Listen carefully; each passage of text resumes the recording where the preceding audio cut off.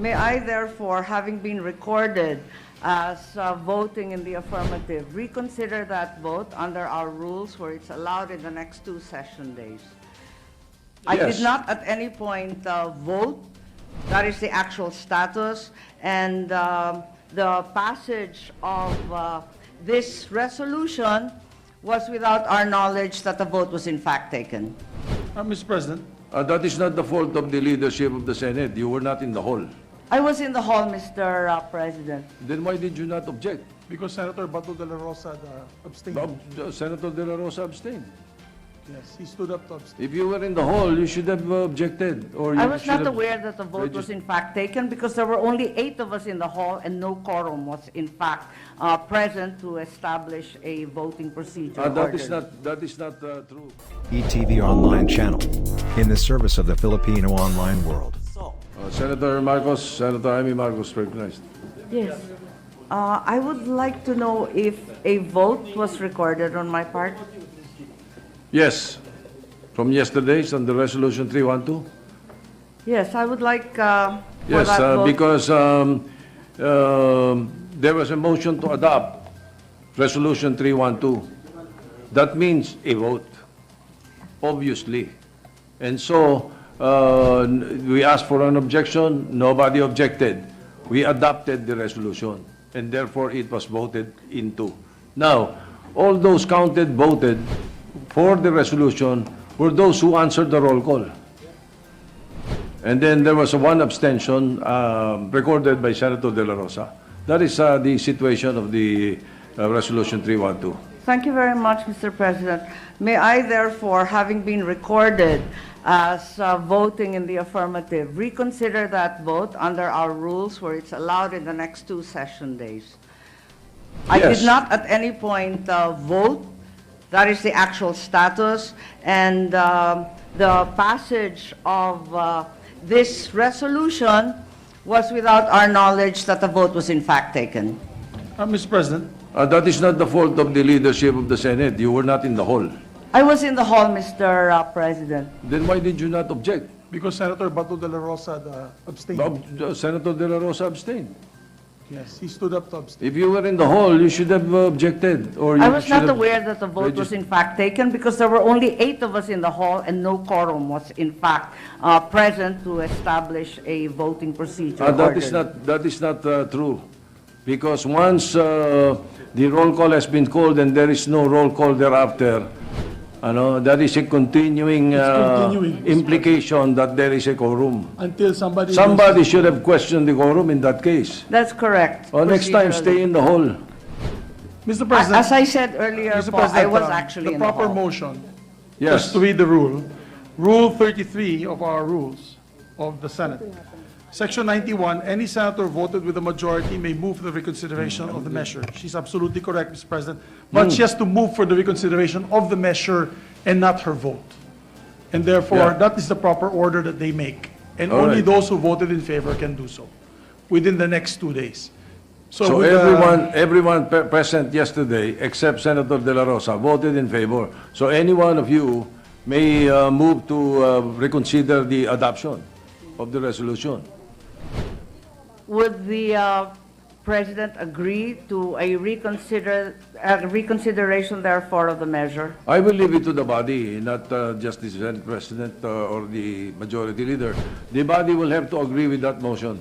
Senator Pimentel is recognized. Why do we have to go to that extent when I believe the senator only wants to clarify her vote? That's correct. Had she been Aware. of the voting, she would have abstained. Yeah, So, well, that we, is precise. we should allow her to make that clarification. Correct. And that no longer touch the, go back to the review of the The approved resolution. Correct. That is precisely what Senator Tolentino did. That is exactly what the Senator Tolentino did.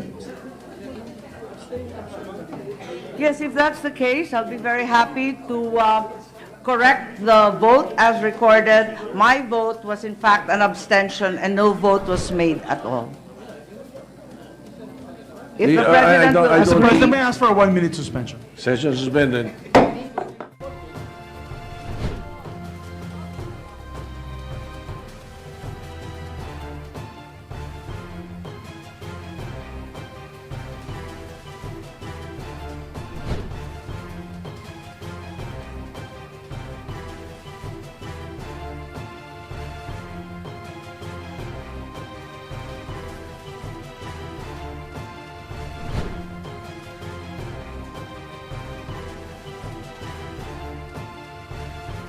mag-iisip dyan na we took a vote. We did not take a vote. We took a vote. Nobody asked for a nominal voting. It was merely a motion to adopt. So that is for the record, Majority Leader. Yes, Mr. President. To add also, Mr. President, we have what's called in parliamentary practice all over the world, including the House of Representatives and the Senate. There's what we call a continuing quorum. When you establish the quorum in the start of the session until otherwise questioned by a member, you continue your business of the day all the way till the end of the last hour. Precisely. Yes, Mr. President. That is standard parliamentary practice. And so yesterday, it was all in order in terms of our procedures, Mr. President. Mr. President, I would like to recognize Senator IMEE Marcos. Senator Thank you. Marcos recognized. Thank you very much, Mr. President. That being the case, and upon advisement once again of the Majority Leader, may I withdraw therefore the motion to reconsider the measure and instead merely manifest that had I been aware that there was such a motion to approve the said resolution, I would have abstained, given that I in fact have an alternate resolution, number 306, that makes no mention of advisement or pressure upon the President, who clearly has a free hand in the formulation of foreign policy. Thank you very much, Mr. President. All right, thank you. Place that on record. Senator Pia Cayetano is recognized. Thank you, Mr. President. Very similar to Senator Marcos, if I was in the hall at the time of the adoption, I would have put on record my abstention. I support a similar view to the resolution filed by Senator Marcos on that does not include specifically advising or urging the President, but just keeping an open mind on our continuing duty to study international conventions, treaties, agreements that affect our country. Thank you, Mr. President. All right, Senator Cynthia Villar. I just want to manifest that I was not here when the voting occurred. So if I was voting, I will abstain. All right. Senator Tolentino, Senator Marcos, Senator Cayetano, Senator Bongo is recognized. The same, if I Senator were in Villar. the hall, I would also manifest my abstention. Mr. President, clearly each senator is entitled to his or her own personal opinion. Nevertheless, Mr. President, while I respect the views of my fellow senators, I personally believe that as Chief Executive and Chief Architect of our foreign policy, it is within his power and prerogative to cause the review and termination of treaties and agreements, taking into consideration the best interest of our sovereign democracy. The President has already expressed his view on the matter, and it is my position that we should respect the President's decision.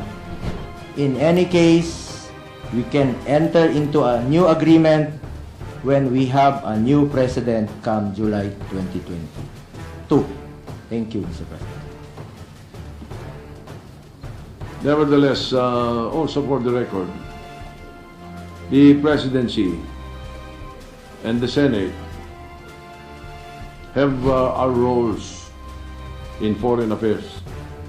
We represent the same nation, but we can differ in perspectives.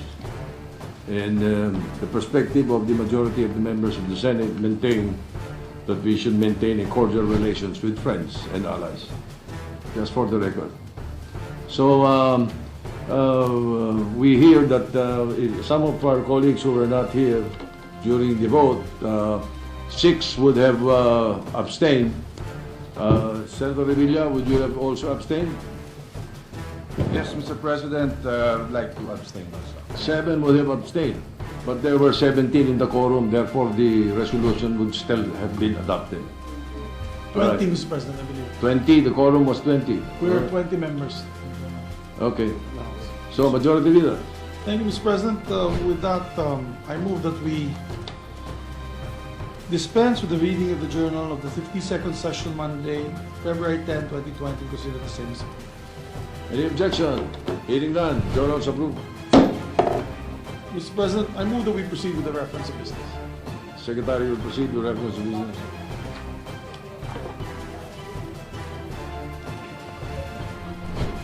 reference of business, bills on first reading. Senate number 1326, entitled An Act Declaring the month of October of every year as the National Cooperative Month in the entire country, introduced by Senator Zubiri. Referred to the Committee on Cooperatives. Senate number 1327, an act making the position of a cooperatives officer mandatory in the municipal, city, and provincial level. Like and subscribe. Watch the previous video. Thank you for watching.